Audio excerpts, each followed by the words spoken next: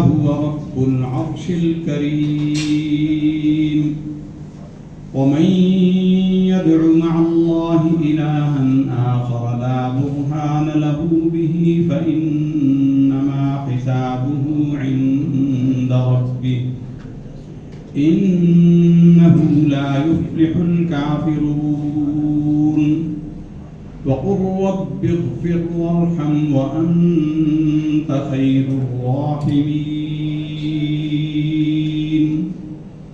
صدق الله العظيم. سب خوبیاں اللہ رب العزت کے لیے ہیں.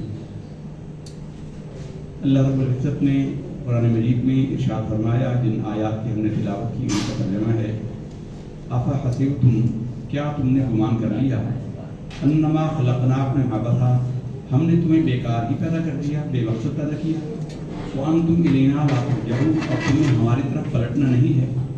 فتعالى اللہ الملک الحق، وہ بادشاہ بہت بڑا اللہ رب العزت، اس کا معبود پر حق ہونا پر حق ہے. فتعالى اللہ الملک الحق لا الہ الا هو رب العرش الکریم، اس کے سوا کوئی نہیں ہے معبود ہے عرش کریم کا. جس نے اللہ کے ساتھ کسی اور کی پوجا کی وہ کبھی بھی کامیاب نہیں ہوں گے. انہ لا یفلح الکافرون، انکار کرنے والے کبھی کامیاب نہیں ہوں گے. اور کہو کہ اے ہمارے رب ہماری مغفرت فرما، ہم پر رحم فرما، اور تو ہی سب سے بہترین رحمت فرمانے والا ہے. ہمیں حکم کیا گیا ہے ہمارے میزبان محترم نے کہ ہم کچھ کلمات بھی پیش کریں. جنا ہسپتال سے ہمارا تعارف جو ہے از اول تا آخر، از اول تا نیدم، ہمارے بھائی شکیل صاحب کے حوالے سے ہے. یہ ہمارے بچپن کے دوست ہیں، ملتان میں بھی ہمارے ہمسایہ تھے. ہمارے کلاس پہلے تو ایک سکول تھا، ایک کلاس تھی، ایک سیکشن تھا. اس حوالے سے ہم یہاں آتے رہے اور ان کے سبب سے لوگوں نے بھی ہمیں محبت دی اور عزت دی. اور ہمارے محترم المقام جناب ڈاکٹر محمد سلیمان صاحب اور ان کے احباب جو سرپرست ہیں اس ادارے کے، انہوں نے بھی ہمیں عزت دی. اللہ تعالیٰ ان کی عزتوں اور رفعتوں میں اور زیادہ اضافہ فرمائے. عابد خان صاحب کے بارے میں ہمیں بتایا گیا کہ اسٹور کے انچارج تھے، سپروائزر تھے، ڈپٹی سپروائزر تھے. اصل میں انسان کی جو زندگی ہے، سب سے بڑا واقعہ انسان کا، سب سے زندگی کا بڑا واقعہ جو ہے وہ انسان کا پیدا ہونا ہے. سب سے بڑا، کچھ بھی اور نہ ہوتا. کسی نے کہا ہے کہ ڈبویا مجھ کو ہونے نے، نہ ہوتا میں تو کیا. سب سے بڑا واقعہ ہمارا دنیا میں آنا ہے. اور اس کے بعد دوسرا سب سے بڑا واقعہ ہے جب ہم نے دنیا چھوڑ کر جانا ہے. تو دنیا میں آنا اور دنیا میں چھوڑ کر جانا، یہ سب سے بڑے واقعات ہیں. اور سچی بات یہ ہے کہ ان دونوں میں ہماری مرضی اور ہماری خواہش کا کوئی عمل دخل نہیں ہوتا. لائی حیات آئے قضا لے چلی چلے، اپنی خوشی سے آئے نہ اپنی خوشی چلے. وہ رب مالک تھا، وہ چاہتا ہمیں جانوروں میں پیدا کر دیتا، لوگ ہمیں دیکھ کر پتھر مارتے. وہ چاہتا کیڑوں میں پیدا کر دیتا، لوگ پیروں کے نیچے کچل دیتے. وہ چاہتا تو پتھر کنکر بناتا، لوگ ٹھوکروں میں اڑا دیتے.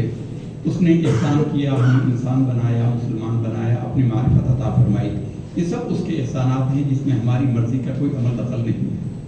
کسی نے درخواست نہیں دی تھی کہ اے اللہ میں فلاں گھر میں پیدا کرنا، اللہ نے احسان کیا. پھر وہ لوگ جو معاشرے کے پسماندہ طبقے ہیں، غریب لوگ ہیں، یہ وہ لوگ ہیں جو اپنی مرضی سے غریب نہیں ہوئے. یہ اللہ تعالیٰ کی تقسیم تھی. ان کی اللہ سے کوئی دشمنی نہیں ہے. جن کو اللہ نے عزت دی ان کی اللہ سے کوئی رشتہ داری نہیں ہے. یہ اللہ تعالیٰ آزمائش میں مبتلا کرتا ہے، کسی کو دے کر آزماتا ہے، کسی کو لے کر آزماتا ہے. اور جس کو اللہ نے جو عطا کیا وہ اس کو تقسیم کرتا ہے. مثلا اللہ نے کسی کو عزت دی اور وہ مزید عزت چاہتا ہے تو وہ لوگوں میں عزت تقسیم کرے، اللہ اس کی عزت میں اضافہ فرماتا ہے. مال چاہتا ہے تو مال تقسیم کرتا ہے تو اللہ اس کے مال میں اضافہ فرماتا ہے. خوش نصیب ہوتے ہیں جو اپنے روح کے اس پیام کو سمجھتے ہیں اور اس پر عمل کرتے ہیں. ہمارے محترم ڈاکٹر صاحب سے ہمارا تھوڑا سا زبانی کلامی تعارف ہے، اسی طرح ڈاکٹر صاحب شاید نظر نہیں آئے، تشریف نہیں لا سکے. تو یہ ان کا بڑا پن ہے، ان کی اپنے چھوٹوں پر رحمت فرماتے ہیں، محبت کرتے ہیں، ان کی سرپرستی کرتے ہیں. ان سے جو جونیئرز ہیں ان کا حق بھی ہے اور یہ ان کا فرض بھی ہے، اور مبارکباد کے قابل وہ لوگ ہوتے ہیں جو اپنی حقیقت کو، اپنے مرتبے کو، مقام کو پہچانیں اور اپنا حق لوگوں کو ادا کریں۔ عابد صاحب نے پھر دوسرا مرحلہ زندگی کا ہوتا ہے، پیدا ہونے کے بعد پھر دوسرا جو مرحلہ ہوتا ہے وہ تعلیمی، جو اس نے منزل حاصل کرنی ہوتی ہے اس کا کمال کر لینا۔ جو تعلیمی اس کی صلاحیت ہے، جتنا اس نے جو تعلیم حاصل کرنی تھی اس میں کمال حاصل کر لینا، اس کو تکمیل کر لینا، یہ پھر ایک بڑا مرحلہ ہوتا ہے کامیابی کا۔ اس نے اچھے طریقے سے تعلیم تعلیم مکمل کی، اس کے بعد جاب کا حصول یا اپنے روزگار کے ذریعے کا حصول، یہ پھر ایک منزل ہوتی ہے۔ پھر اس جاب میں اچھے طریقے سے، جو بھی اس کی نیچر آف جاب ہے اس میں اچھے طریقے سے کام کرنا، اور پھر اس عمدگی سے اپنی کارکردگی کو سر انجام دینا کہ بہرحال ریٹائر تو سب کو ہونا ہے، چاہے جانا تو ہوتا ہے۔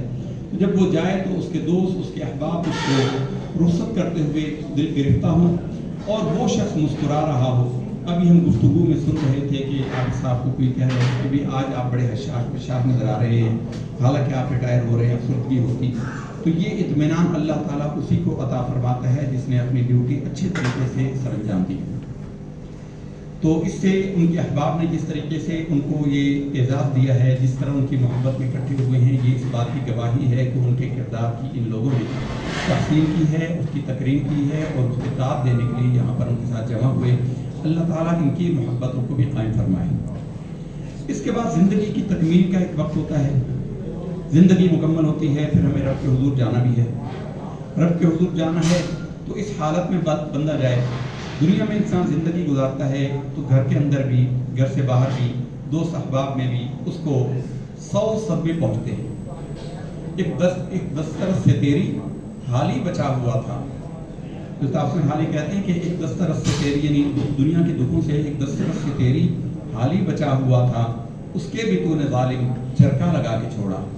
یعنی کوئی بچتا نہیں ہے دنیا میں، دل کے زخموں سے کوئی بچتا نہیں ہے، لیکن کامیاب ہے وہ انسان، وہ جو کسی نے کہا ہے کہ اس دل پہ ایک داغ ہے، وجود داغ ہے ندامت، شرمندگی کو کوئی داغ نہ ہو، ندامت کا کوئی داغ نہ ہو، اور وہ اس طریقے سے اپنی ڈیوٹی کو پورا کر کے رخصت ہو، ہم سمجھتے ہیں کہ دنیا میں اس سے بڑی کامیابی کوئی نہیں ہے۔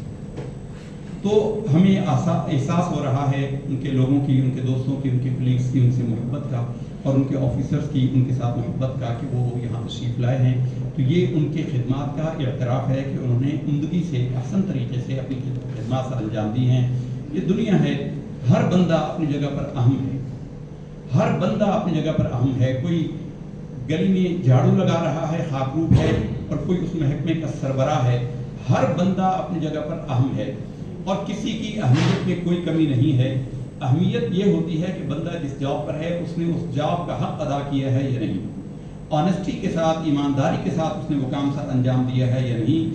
اگر اس کا ضمیر مطمئن ہے، اور وہی بات کہ ہر داغ ہے اس دل پہ بجز داغ ندامت، دنیا نے باتیں سنائی، دوستوں نے باتیں سنائی، کسی نے کچھ کہا، دل پہ زخم لگے، زخم سہے، لیکن اس کے دل پر ندامت کا داغ نہ ہو، تو سب سے بڑی کامیابی یہی ہے۔ ہم جانا تو ہے، سب نے اپنی جاب سے بھی جانا ہے اور اس کے بعد دنیا سے بھی جانا ہے۔ تو ہم اللہ تعالیٰ کی بارگاہ میں دعا گو ہیں۔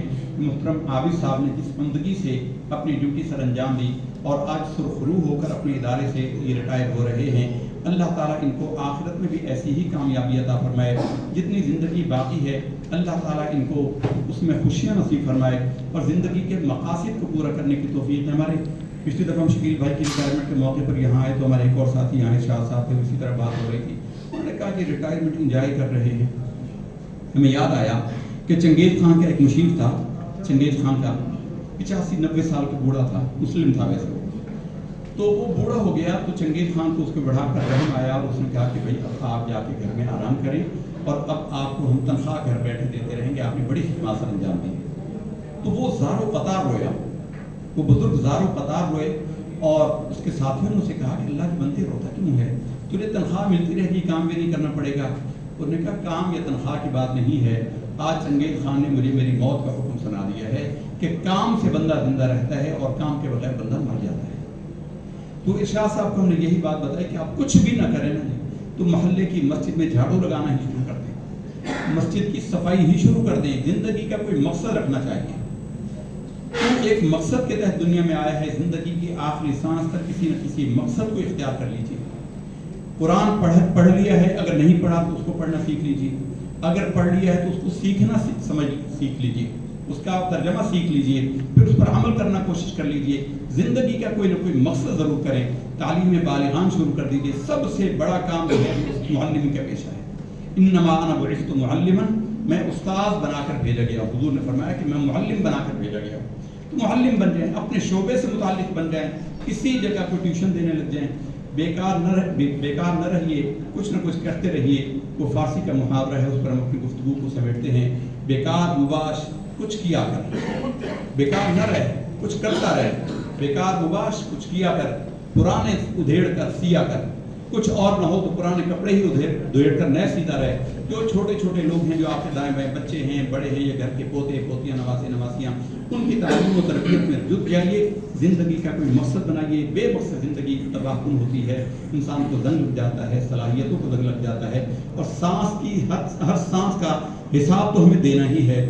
تو کیوں نہ ایسا ہو کہ ہماری ایک ایک سانس جو ہے وہ پروڈکٹیو ہو جائے، ایک ایک سانس جو ہے وہ فروٹفل رہے، خلق خدا کو فائدہ پہنچائے۔ اللہ کے حبیب صلی اللہ علیہ وسلم نے یہی ارشاد فرمایا ہے، خیر الناس من انفعهم للناس، تم میں بہترین انسان وہ ہے جو لوگوں کو زیادہ فائدہ پہنچانے والا ہو۔ اللہ تعالیٰ سے دعا ہے کہ ہم سب کو اپنے لیے، اپنے متعلقین کے لیے فائدہ بخش بنائے، اور جس مقام پر اللہ نے ہمیں رکھا ہے، اللہ تعالیٰ اس مقام پر رہ کر ہمیں اپنے ارد گرد کے ماحول کو اچھا کرنے کی کوشش فرمائے۔ وآخر دعوانا الحمد للہ رب العالمین۔